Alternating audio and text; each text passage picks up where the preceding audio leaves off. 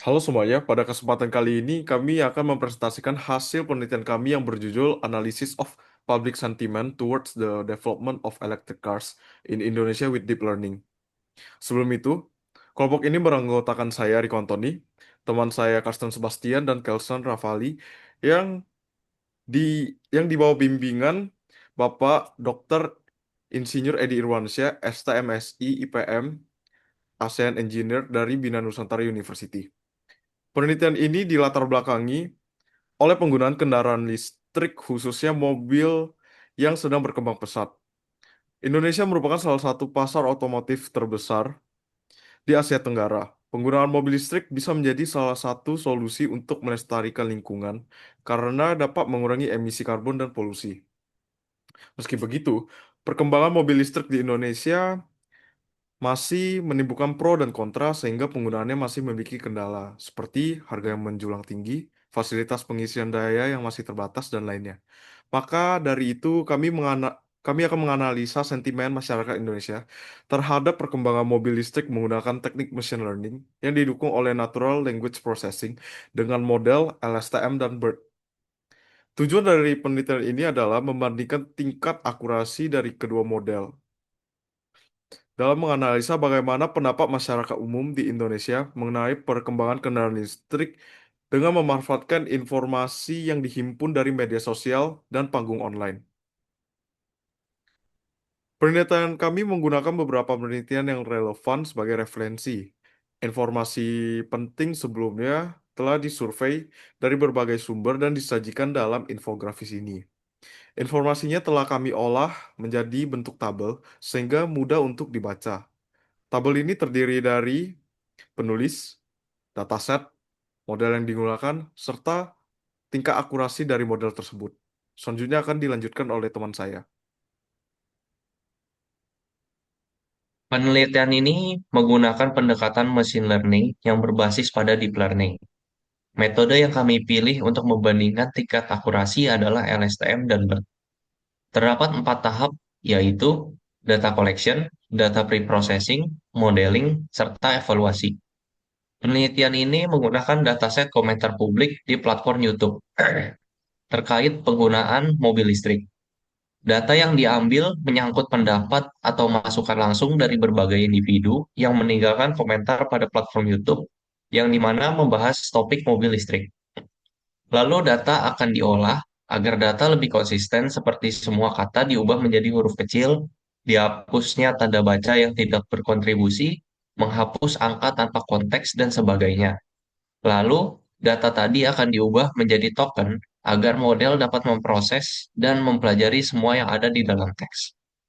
Kemudian, data akan masuk proses stemming, yang di mana data tadi akan diubah menjadi bentuk dasar. Contohnya seperti kata membaca menjadi baca. Alasan kami memilih model BERT karena bisa meningkatkan pemahaman pemrosesan bahasa alami terhadap konteks kata. Pemrosesan teks secara berurutan oleh model tradisional membatasi kapasitasnya untuk mengidentifikasi ketergantungan jangka panjang.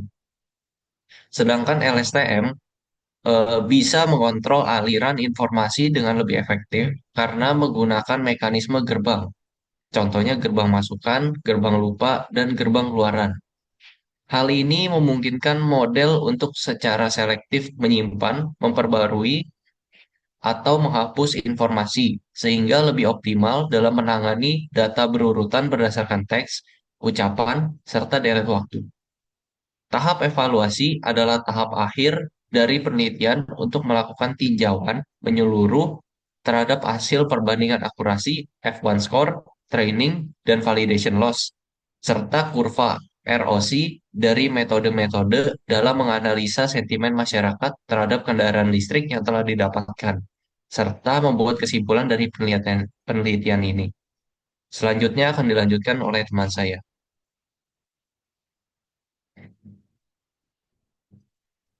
Bisa dilihat dari tabel 2 yang berisikan hasil kinerja penggunaan model LSTM dengan akurasi dan F1 score yaitu 80,15% dan 78,69%. Sedangkan model BERT dengan akurasi dan F1 score 49,01% dan 32,24%.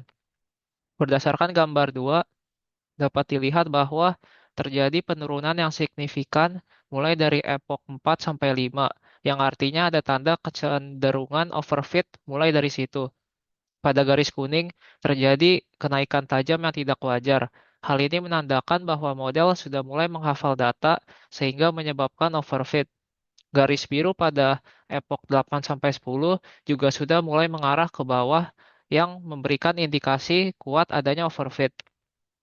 Berdasarkan gambar 3, nilai AUC dari LSTM lebih tinggi dibandingkan dengan BERT.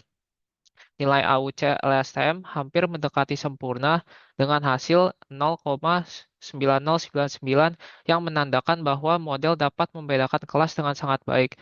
Berbeda halnya dengan BERT yang mendapatkan nilai AUC sebesar 0,6522 yang menunjukkan bahwa hasilnya bisa dibilang masih cukup oke. Berdasarkan hasil eksperimen, disimpulkan bahwa model LSTM lebih baik dibandingkan dengan model BERT dalam menangani dataset yang digunakan. Hal ini sejalan dengan perolehan nilai AUC, tingkat akurasi, dan F1 score, di mana performa LSTM lebih baik secara signifikan, yang menandakan bahwa model tersebut mengenali sentimen dengan baik, ditambah lagi dengan performa yang ringan dan waktu yang singkat dalam menganalisa sentimen. BERT akan lebih optimal jika dataset yang digunakan adalah dalam bahasa Inggris. Model ini mendapatkan hasil akurasi sekitar 49% dan nilai AUC sekitar 65% yang menandakan bahwa model ini hanya menebak secara acak. Penyebabnya bisa berbagai macam faktor, seperti model tersebut kurang belajar yang bisa disebabkan oleh ukuran batch yang tidak optimal yang sangat memakan sumber daya sehingga sulit untuk dilakukan, atau memang dari segi dataset yang tidak cocok untuk model BERT. Dataset tersebut juga mengandung komentar dengan bahasa informal, singkatan, dan seringkali bahasa gaul, sehingga model kebingungan dengan makna asli dari sentimen penulis. Namun, penelitian lebih lanjut masih diperlukan untuk memvalidasi dan mengoptimalkan kinerja kedua model di bawah ini berbagai kondisi lingkungan yang berbeda. Oke, sekian presentasi dari kami mengenai poster kami yang berjudul Analysis of Public Sentiment Towards the Development of Electric Cars in Indonesia with Deep Learning. Jika ada salah kata dari kami atau kekeliruan, mohon dimaafkan. Sekian dan terima kasih.